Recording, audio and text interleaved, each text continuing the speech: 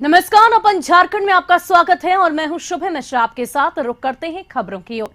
झारखंड विधानसभा की कार्यवाही का दूसरा दिन तो हंगामे के भेंट चढ़ गया और आज तीसरे दिन की कार्यवाही के दौरान सदन में जमकर हंगामा हुआ।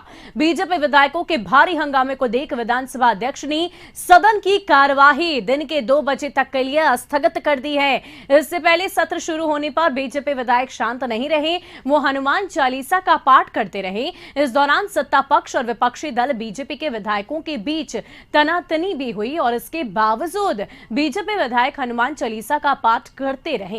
इससे झारखंड विधानसभा अध्यक्ष रविंद्रनाथ महतो काफी नाराज हो गए। उन्होंने बीजेपी विधायकों से कहा कि आसन को फुटपाथ मत बनाइए।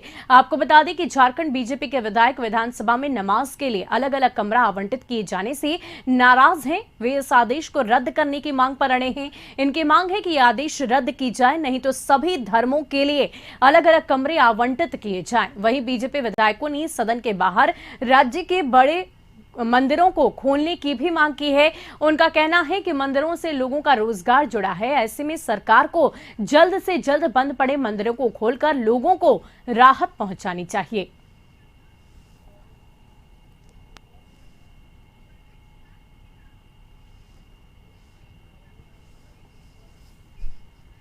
झारखंड विधानसभा के मॉनसून सत्र की तीसरे दिन भी विपक्ष का हंगामा जारी है। सोमवार की तरह आज भी बीजेपी के विधायक डमरू, ढोल और झाल लेकर पहुंचे और सदन के बाहर हनुमान चालीसा पढ़ते सुनाई दिया। सदन में प्रश्नकाल अनुपूरक पर सामान्य वाद विवाद विनियोग विधेयक पर चर्चा होनी है। देवघर के बीजेपी विधायक नारायण दास विधानसभा में डमरू लेकर पहुंचे। विपक्ष के विरोध पर मंत्री सत्यानंद भोक्ता ने कहा कि विपक्ष के पास कोई मुद्दा नहीं है, यही वजह है कि ये लोग सदन नहीं चलने दे रहे।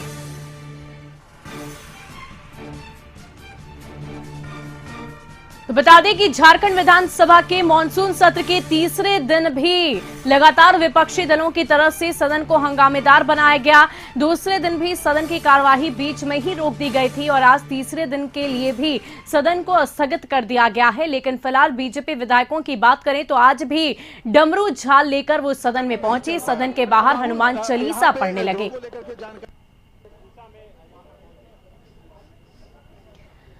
और इस पूरी खबर की अधिक जानकारी के लिए हमारे न्यूज कोऑर्डिनेटर झारखंड से लाइव जुड़ चुके हैं। मनोज, क्या कुछ जानकारी है, क्या क्या मांगे बीजेपी विधायकों की तरफ से रखी जा रही है? करिश्मा, बीजेपी विधायक की तरफ से क्या मांग है, ये बीजेपी विधायक हमारे साथ में खड़े हैं, पूर्व मंत्री है रणधीर सिंह, इन्हीं से हम जानेंगे। लेकिन आज उसके पहले क्या कुछ हुआ सदन में, हम वो बता देना चाहते हैं आपको कि अगर हम रांची की बात करें तो रांची का मौसम काफी सुहाना है। लगातार बारिश हो रही है सुबह से और तापमान काफी गिरावट आई है, मौसम खुशनुमा हो गया है, ठंड है।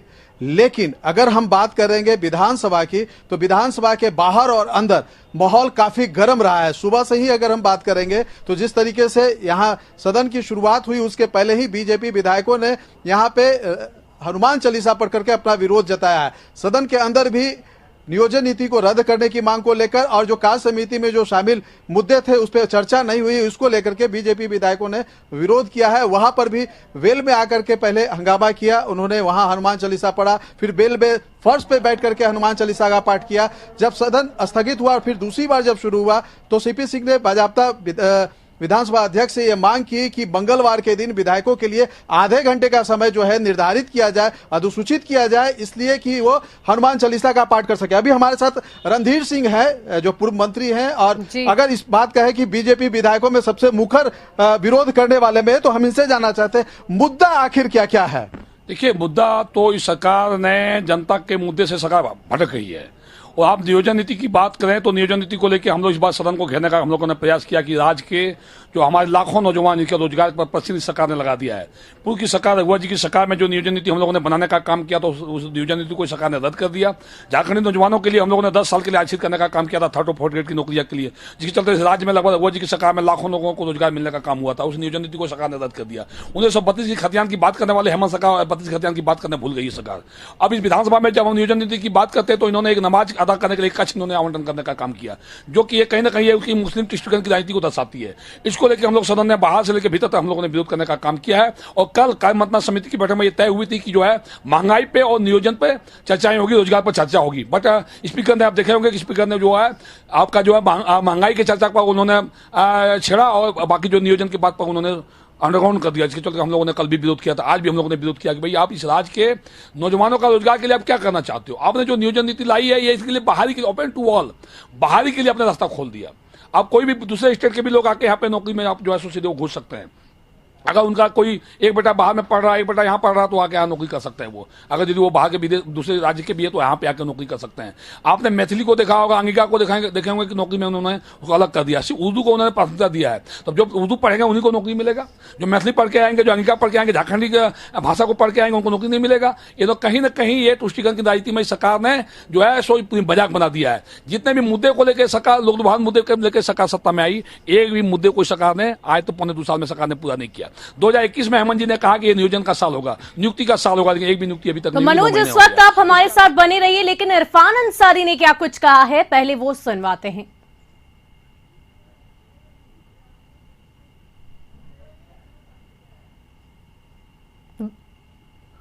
और हम अध्यक्ष महोदय से मांग करते हैं कि जब तक 4 विधायक, एक आपका भानु है, एक आपका रणधीर है, एक आपका हजारीबाग का जो माफिया है, क्या नाम है उसका भाई, मनीष जायसवाल है, और एक आपका बावरी है, इन लोगों ने जो आचरण पेश किया, त्वरित इस पर कार्रवाई होनी चाहिए, इनको निलंबन करना चाहिए। शिक्षित बेरोजगार, आज देखिए बारिश में भीग रहे हैं ये लोग, बारिश में भीग रहे हैं। बताइए उनका मुद्दा हमारे अंदर है, हम चाहते हैं उनके जो मुद्दे हैं हम समाधान करें।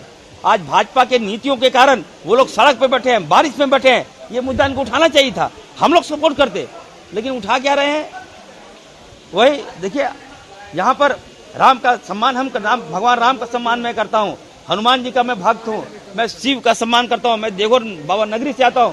कि ये बीमार हैं, मानसिक बीमार हैं, मैं डॉक्टर हूँ, MBBS MD डॉक्टर हूँ, विधायक भी हूँ, और हमारे बगल के रहते हैं।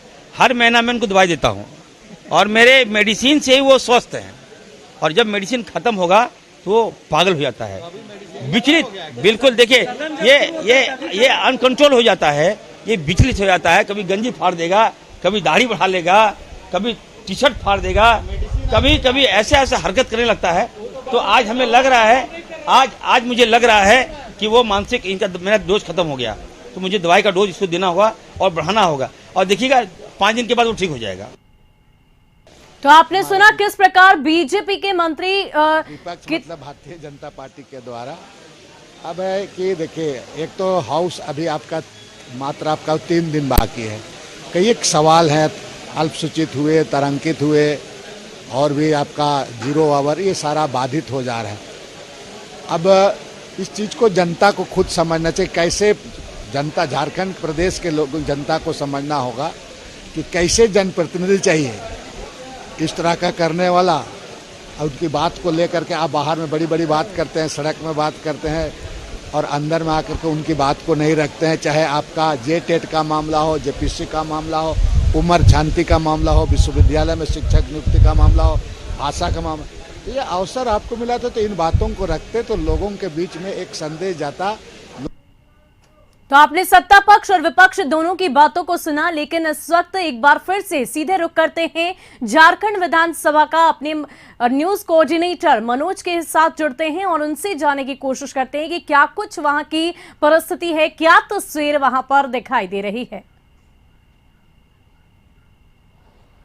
करिश्मा, यहाँ की तस्वीर है उस पर हम बात करेंगे, लेकिन अभी हमारे साथ पूर्व मंत्री और बीजेपी के विधायक रणधीर सिंह है। हम इनसे जानना चाहते हैं कि जिस तरीके से बीजेपी ने विरोध प्रदर्शन किया पिछले 2 दिनों से, आज आपने जिस तरीके से हनुमान चालीसा का पाठ किया, और उसके बाद जो नारायण दास हैं उन्होंने जिस तरीके से बेलपत्र का माला पहन करके डमरू बजा के तांडव नृत्य यहाँ पे विधानसभा के गेट पे किया है, तो इसको लेकर के जो कांग्रेस विधायक है इरफान अंसारी ने कहा है कि मानसिक रूप से बीजेपी के जो विधायक हैं वो बीमार पड़ हो गए हैं। तो इस पे आपका क्या कहना है? कांग्रेस के जो इरफान अंसारी जी वो खुद मानसिक रूप से बीमार हो गए हैं।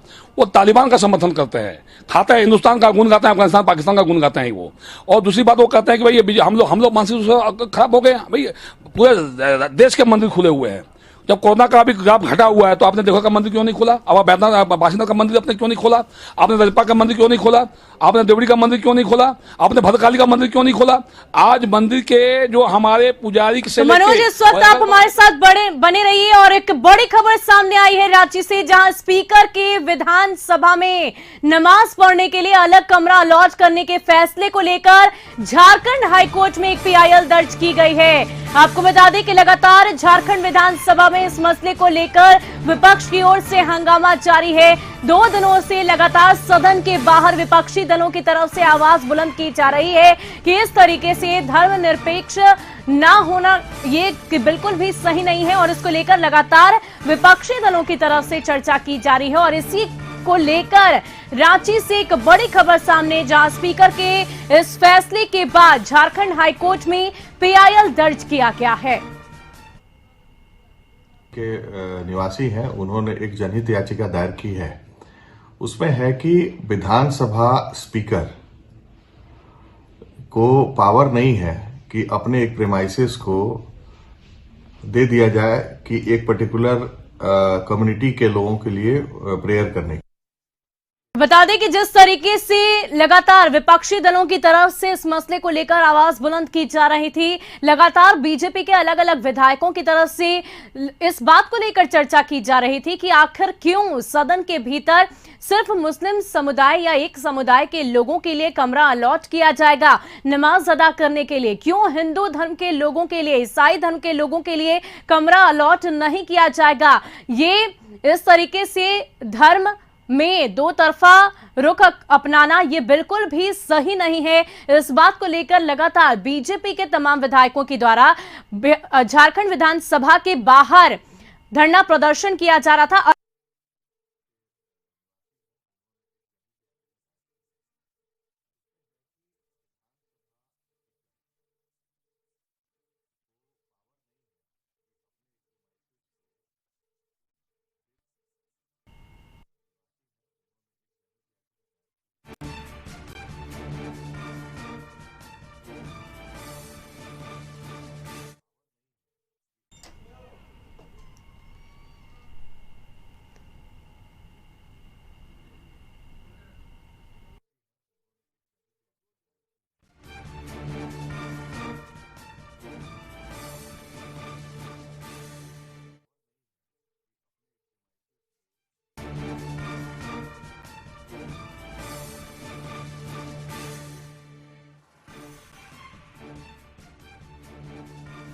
और इस वक्त हमारे साथ झारखंड हाईकोर्ट के वकील राजीव कुमार जुड़ गए हैं। बहुत बहुत स्वागत है सर आपका कशिश न्यूज पर।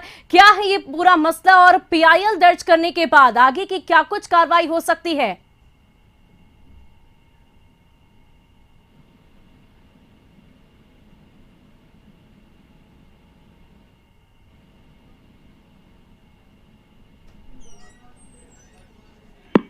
तो इस वक्त हमारे साथ झारखंड हाईकोर्ट के वकील राजीव कुमार जुड़ गए हैं। राजीव जी, आपका बहुत बहुत स्वागत है हमारे चैनल कशिश न्यूज पर। क्या कुछ मसला है और PIL दर्ज करने के बाद आगे की क्या कुछ कार्रवाई की जा सकती है कोर्ट की तरफ से?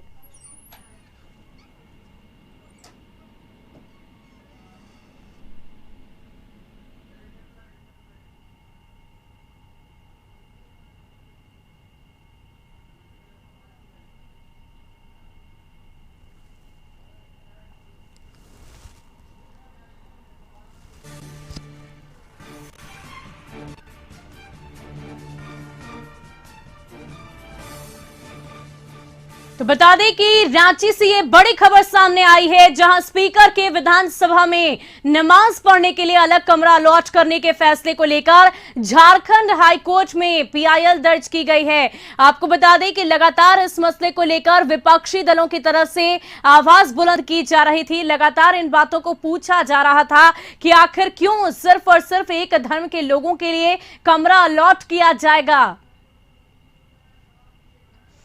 और इस वक्त हमारे साथ झारखंड हाईकोर्ट से वकील राजीव कुमार जुड़ गए हैं। राजीव जी, आपका बहुत बहुत स्वागत है कशिश न्यूज पर।